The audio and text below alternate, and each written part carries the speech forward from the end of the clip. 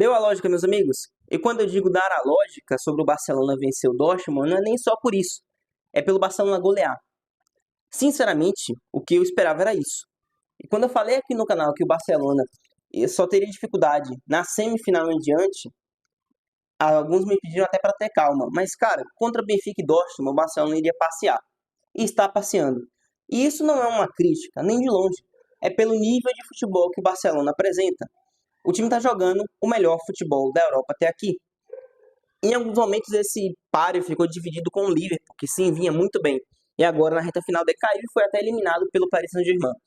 Mas o Barcelona ele se mantém numa constante de nível muito alta. Um trio de ataque que chegou a 145 gols, com os 4 marcados contra o Dortmund. Um time que além de ter um ataque tão forte na temporada, ele se defende muito bem. Mais uma vez contra o Dortmund, um clean sheet, e agora mostrando mais uma vez o poder da sua linha de impedimento, que deixou os atletas do Dortmund impedidos em algumas oportunidades, a capacidade que o time tem de se defender também, fazendo com que o Chelsea não fosse nem exigido praticamente durante todo o jogo. Mas, além da parte defensiva ser muito bem treinada, a parte ofensiva é, assim, um esculacho. Contra o Dortmund, parecia um time muito experiente contra um time amador, sub-15. Cara, faz parecer fácil pela conexão muito rápida entre as peças, pela movimentação muito grande dos jogadores de meio para frente. Um meio-campo que só tem, na teoria, 3 peças, com o Pedri, o Fermin, que foi titular, e o Frenkie de Jong. Os caras se movimentam a todo tempo, se apresentam a todo tempo, principalmente o Pedri, que consegue fornecer uma dinâmica de jogo para o Barcelona, assim, super importante e vital para esse time, e faz com que a ligação para o ataque seja muito eficiente. O Barcelona tem 3 meio-campistas que criam o jogo. O Fermin talvez até menos, seja o menos talentoso deles ali, no sentido de criação entre Frenkie de Jong e Pedri. E quando o Gavi é titular também, seja a terceira opção.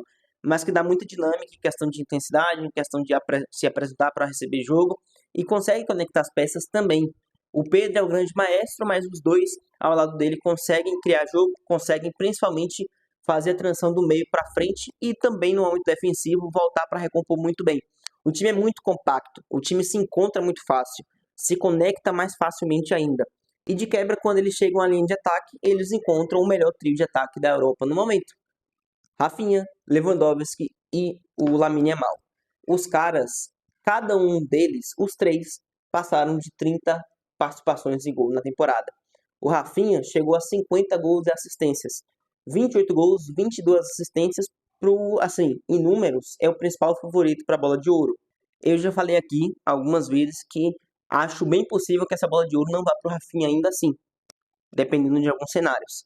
Mesmo com o Barcelona sendo campeão da Champions League, por exemplo.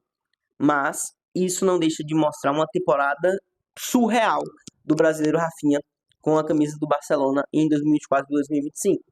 O Yamal, pelo lado direito, que talvez seja, talvez não, é o cara mais talentoso dentre os 3, mesmo só tendo 17 anos, chega a 14 gols e 18 assistências. Assim, é muito fora da média, muito fora da curva. E o Lewandowski, que é o 9 fazedor de gols, que também consegue sair da área em alguns momentos para facilitar esse jogo para o Barcelona, para se apresentar mais, chegou a 40 gols e 3 assistências na temporada. São 99 gols com a camisa do Barcelona desde que ele chegou. Um time que, fundamentalmente, não recebeu nenhum reforço, né, para a temporada. O Hansi Flick, que é o treinador que chega para assumir nessa temporada, só tem basicamente a chegada do Chesney no meio da temporada praticamente, como um quebra-galho pós a lesão do Ter Stegen. O Chesney já estava aposentado, então o reforço é um goleiro que estava aposentado. Mas, obviamente, o grande reforço está lá de fora do campo, o próprio Hans Flick. Esse treinador fez com que o Barcelona mudasse, assim, totalmente, sem mudar nenhuma peça, fundamentalmente. Os 11 principais são praticamente aqueles, os 11 titulares. Talvez, assim, tem o Inigo Martinez, que assume a titularidade no lugar do Ronald Araújo, que muita gente nem imaginava que fosse possível, o Chelsea substituindo o lesionado Ter Stegen, mas a base era aquela com chave. Mas o nível de desempenho, o nível de intensidade, de pressão alta que o Barcelona impõe, o pé pressiona, da linha de impedimento característica do Hans Flick, que acaba com muitos ataques dos adversários, da capacidade de criação e conexão rápida entre as peças, deixa o jogo do Barcelona muito eficaz e muito fácil. O Dortmund foi mais uma presa fácil, assim como foi o Benfica. Eu já dizia que aqui no canal, já falei que só achava que o Barcelona teria dificuldade na semifinal contra uma possível Inter de Milão, que até então está se classificando, venceu o Bayern de Munique ontem por 2-1. Ainda assim, é uma Inter que vai ter que suar muito caso enfrente o Barcelona para tirar o Barcelona. Esse time, ele se conecta muito fácil, ele cria muito rápido, tanto em transição rápida ele consegue fornecer, como foi, por exemplo, o gol do Lamine Yamal, o quarto gol, foi uma transição rápida, um contra-ataque que surge de uma roubada de bola do Lewandowski na linha de meio campo, aciona o Rafinha e o Rafinha faz o lançamento para o Yamal sair em velocidade e tocar na saída do goleiro. E é um time que cria no espaço curto, é um time que fica rondando a área do adversário até encontrar o espaço, como surgiu, por exemplo, o gol do Lewandowski, vem o cruzamento do Yamal, se não me engano, o Rafinha desvia de cabeça para dentro da área e o Lewandowski finaliza de cabeça. O primeiro gol já é uma mostra da capacidade de criação desse time na bola parada. Tem a falta boba cometida pelo Dortmund, pelo ADM. Vem o cruzamento, o Cubarsí tem um desvio de cabeça, o Cubarsí desvia para dentro da área e o Rafinha acaba tomando o gol do Cubarsí, a bola já entraria. Vem o segundo gol, que é o gol do Lewandowski de cabeça. Tem o terceiro gol, criação em velocidade, bola para dentro da área, cruzamento do Lewandowski fatal. É um cara que é o menos do ataque que busca jogo, até por característica de o menos que cria jogo, tem só 3 assistências, mas é fatal dentro da área. Ele tá ali para fazer gol. E quando a bola sobra, ele faz. Mais 2 contra o Dortmund, a sua principal o time que ele mais fez gols contra, né, inclusive, e sendo um cara que já jogou no Dortmund, além do ex-canto 2 vezes. E o Barcelona passa por cima depois do quarto gol com o Yamal, fazendo parecer fácil pelo nível de futebol que apresenta. Vai ser muito difícil que alguém tire o título do Barcelona na temporada. Talvez a melhor defesa da competição, a Inter de Milão, caso a Inter se classifique contra o Bayern. Seria até um duelo, talvez do melhor que a gente possa ver nessa Champions. O melhor ataque do Barcelona contra a melhor defesa da Inter de Milão. Falando do outro jogo das quartas de final que tivemos hoje, Paris Saint-Germain virando para cima do Aston Villa por 3-1 no Parque dos Príncipes. Um PSG que também é muito interessante da gente falar, né? Um time que tem uma mudança de comportamento muito grande da primeira parte da temporada para a segunda. O PSG na fase de liga quase não se classificou, veio encaminhar a classificação na penúltima rodada, da fase de liga, mas depois tem uma crescente muito grande, né? O trabalho do Luiz Henrique muda a cara do PSG. Não é mais aquele time repleto de estrelas, mas sim de jovens jogadores que demoraram um pouco para assimilar, o que é normal, para assimilar o modelo de jogo do Luiz Henrique, mas depois disso foi uma crescente, assim, surpreendente. Campeão da Ligue 1 com algumas rodadas de antecedência, se não me engano, 6 rodadas, e de maneira invicta, o que nunca tinha acontecido até então.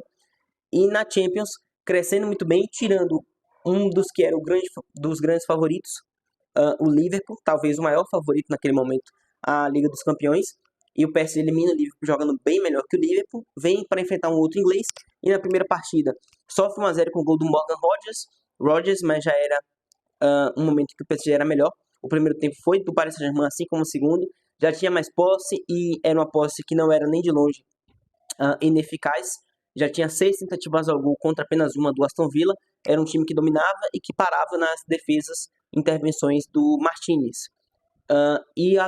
Foi aumentando a sua produção até que conseguiu fazer seus gols. O primeiro gol, assim, um Aston Villa fechado, a bola fora da área com o Desiré Doué, e um dos caras que mostra a juventude aliada à qualidade do Paris Saint-Germain.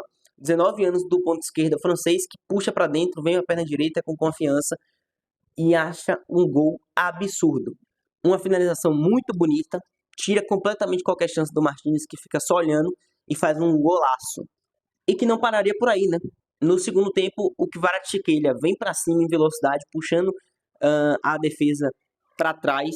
O Disasi vai para cima marcar ele, não acha nada. Ele pedala, puxa para a perna esquerda, que não é a boa. Tira o Disasi para nada, que sai cambaleando e enche o pé para fazer o segundo gol do Paris Saint-Germain. Uma virada que já era merecida, porque o Paris Saint-Germain jogava mais e jogava até para fazer mais do que 2-1, né? Se você pega a criação de chances, de oportunidades, o quanto o PSG fazia com que o Aston Villa ficasse contra a sua própria defesa, pressionando o time contra o seu próprio campo, mostrava a superioridade do time do Paris Saint-Germain, que veio achar o 3-1 no final, com o Nuno Mendes no finalzinho do segundo tempo, um placar justo para o que foi estatisticamente o jogo e para a criação de oportunidades de cada time. Paris Saint-Germain cria uma boa vantagem, uma excelente vantagem até para jogar contra o Aston Villa, mesmo fora de casa na semana que vem. E é um time que cresceu muito de produção, é um time que entendeu o modelo de jogo do Luiz Henrique, que arrumou a casa, junto com o Luiz Campos, o diretor de futebol do Paris Saint-Germain, que fez o PSG parecer agora um time, e é um time muito competitivo.